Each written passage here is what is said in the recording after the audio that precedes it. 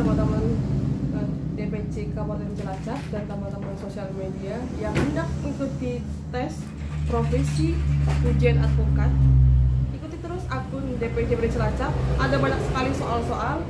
Dan saat ini kita akan melanjutkan soal-soal pilihan ganda dari DPC Kabupaten Cilacap. Cekidot. Dan lupa ya untuk selalu like, comment, and subscribe.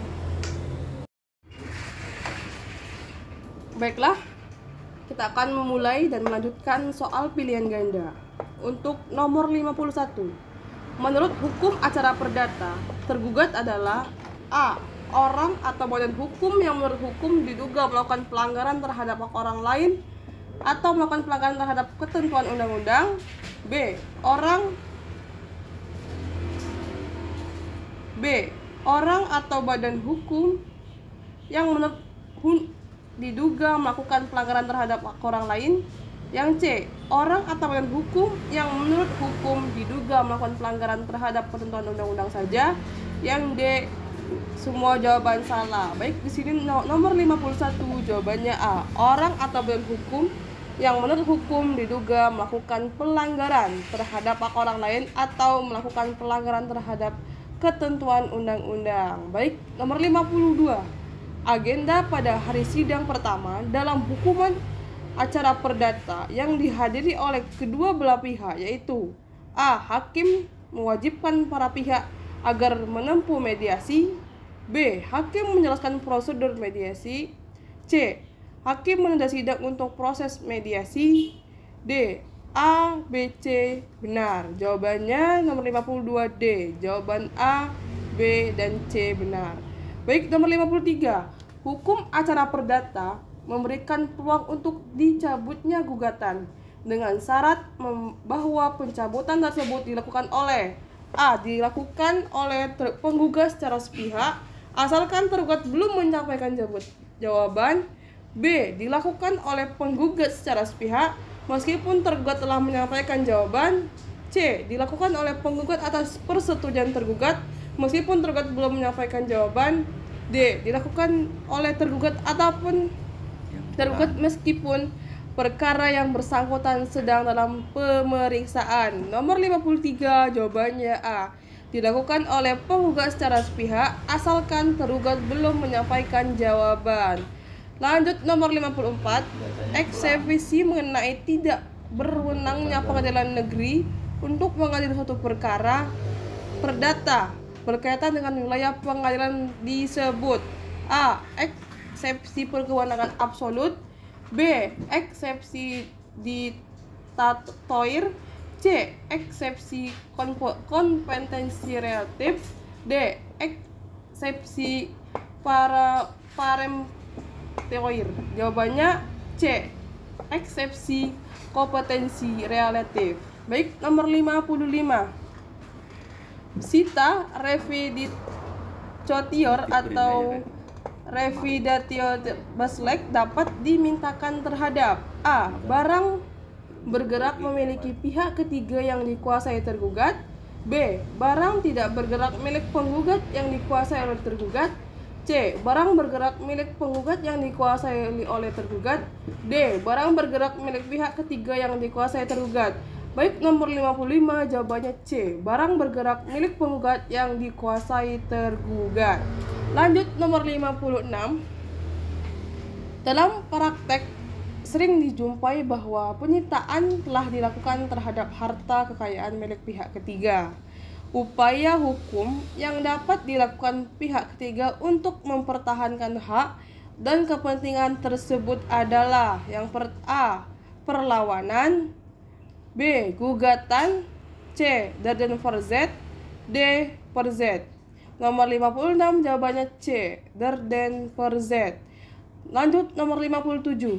Apabila hakim memutuskan perkara perdata dan ternyata didapati bahwa surat kuasa penggugat tidak sempurna, maka putusan perkara seperti ini adalah A. Ditolak. B. Diterima. C. Tidak dapat diterima. D. Ketiganya salah. Baik, untuk nomor 57 jawabannya C. Tidak diterima. Nomor 58. Untuk mewakili klien beracara di pengadilan disyaratkan menggunakan surat kuasa yang bersifat A. Umum dan khusus, B. Umum, C. Khusus, D. Semua benar. Untuk 58 jawabannya C. Khusus. Nomor 59. Secara umum, pasal 118 HIR memutuskan asas aktor sequitur forum rei. Yang dimaksud adakah A. Gugatan harus diajukan ke pengadilan yang dijuriskan melingkupi tempat tinggal tergugat. B. Gugatan harus diajukan ke pengadilan yang yuridisnya melingkupi tempat tinggal penggugat. C.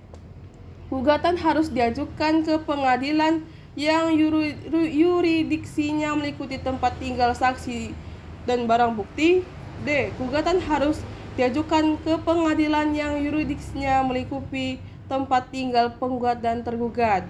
Baik, nomor 59 jawabannya A. Gugatan harus diajukan ke pengadilan yang yuridiksinya meliputi tempat tinggal tergugat. Nomor 60. Sitaan jaminan atau konsifator beslek dapat dimintakan terhadap A. Barang bergerak maupun tidak bergerak milik tergugat. B. Barang bergerak maupun tidak bergerak milik penggugat yang dikuasai tergugat. C. Barang bergerak milik penggugat yang dikuasai tergugat. D. Barang tidak bergerak milik penggugat yang dikuasai tergugat. Baik teman-teman, nomor 60 jawabannya A. Barang bergerak maupun tidak bergerak milik tergugat. Lanjut, nomor 61. Suatu aksi hukum oleh pihak yang berkepentingan dengan jalan memasuki perkara perdata yang sedang berlangsung antara penggugat dan tergugat untuk bersama-sama tergugat dalam menghadapi penggugat disebut A. Intervensi, B. Viewing, C. Tosenkonskom, D. Farid Jawaring. Jawabannya B. Viewing.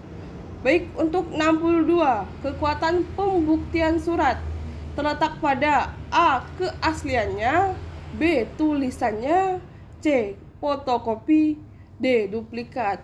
Baik, untuk 62 jawabannya A. Keasliannya. Lanjut kita ke nomor 63. Profesi advokat adalah profesi terhormat dan menjadi salah satu pilar dalam menegakkan supervisi hukum dan hak asasi manusia. Dikenal dengan istilah apakah profesi terhormat tersebut? A. Honorar profession, B. Officium juris, C. Officium noble, D. Respective profession. Jawabannya C. Officium noble. Baik, nomor 64. Besarnya honorarium advokat yang diterima dari kliennya ditentukan berdasarkan A. Jumlah yang ditetapkan oleh advokat dengan mempertimbangkan unsur senioritas dan popularitas advokat. B. Kemampuan klien. C. Kesepakatan advokat dengan klien. D. Jenis perkara yang ditangani dan kebutuhan dan menangani perkara itu. Jawaban nomor 64 C. Kesepakatan advokat dengan klien. Baik, nomor 65. Anggota Komisi Pengawasan Advokat terdiri dari unsur A. Advokat senior, para ahli akademik dan masyarakat. B. Advokat, para pensiun hakim dan LSM. C. Advokat tokoh-tokoh masyarakat dan LSM. D. Advokat senior, para ahli akademik dan LSM. Jawaban nomor 65 A. Akademik senior, para ahli akademik dan masyarakat. Baik, nomor 66. Menurut Undang-Undang nomor 18 tahun 2003, satu-satunya profesinya yang memberi jasa hukum adalah advokat. A. Pernyataan tersebut tidak benar. B. Pernyataan tersebut benar. C. Pernyataan tersebut bertentangan dengan kepentingan umum. D. Pernyataan tersebut A, B, dan C salah. Jawaban 66 jawabannya B. Pernyataan tersebut benar. Baik, nomor 67. Bagaimanakah status hukum kode etik yang yang ditetapkan pada tanggal 23 Mei 2002 setelah lahirnya UU Advokat. A. Tidak berlaku karena terdapat kode etik yang baru setelah lahirnya Undang-Undang Advokat. B. Berkekuatan hukum secara mutatis mediasi terhadap pasal 33 Undang-Undang Advokat. C. Wajib disempurnakan sesuai dengan pasal 33 Undang-Undang Advokat. D. Hanya mengikuti bagi advokat yang diangkat sebelum lahir UU Advokat. Baik, untuk 67 jawabannya B. Berkekuatan hukum secara mutadis berdasarkan Undang-Undang 33 Undang-Undang Advokat. Baik, nomor 68. Pasal 16 Undang-Undang Advokat Pasal 7 huruf G Kode Etik mengatur ketentuan tentang hak imunitas bagi seorang advokat dalam lingkup A. Pidana, B. Perdata, C. Perdata dan pidana, D. Tata usaha negara. Jawabannya C. Perdata dan pidana. Baik, nomor 69. Profesi advokat adalah profesi yang mulia dan terhormat, fashionable, dan karenanya dalam menjalankan profesi selaku penegak hukum di pengadilan sejajar dengan A. Polisi, B. Pemerintah, C. Jaksa dan hakim, D. Semua jawaban benar. Jawaban nomor 69 C. Jaksa dan hakim. Baik, kita lanjut ke nomor 70. Kode etik advokat ditetapkan di Jakarta pada tanggal A. 23 Mei 2003, B. 23 Juni 2002, C. 23 Mei 2002, D. 23 Mei 2001. Jawaban nomor 70 23 Mei 2002. Nomor 71. Seorang koresponden yang diberikan tanda sans prejudice maksudnya adalah A. Surat itu dibuat tanpa adanya prasangka, B. Surat tersebut bersifat rahasia, C. Surat tersebut tidak dapat dijadikan sebagai alat bukti di muka pengadilan, D. Surat tersebut harus dijadikan kepada hakim yang memeriksa perkara. Jawaban nomor 71 C. Surat tersebut tidak dapat dijadikan sebagai alat bukti di muka pengadilan. Baik, nomor 72. Bagaimana hubungan advokat dengan teman sejawatnya di dalam menjalankan profesi di masyarakat? A. Advokat harus adu argumentasi sesama advokat biar terlihat hebat. B. Advokat harus menjunjung tinggi nilai-nilai profesinya dengan dilandasi sikap saling menghormati, saling menghargai, dan saling mempercayai sesama profesi. D. Advokat harus mampu bersaing, tidak perlu memikirkan teman sejawatnya. D. Teman sejawat advokat adalah rival bisnis sehingga tidak perlu kita pikirkan. Baik, nomor 72 jawabannya B.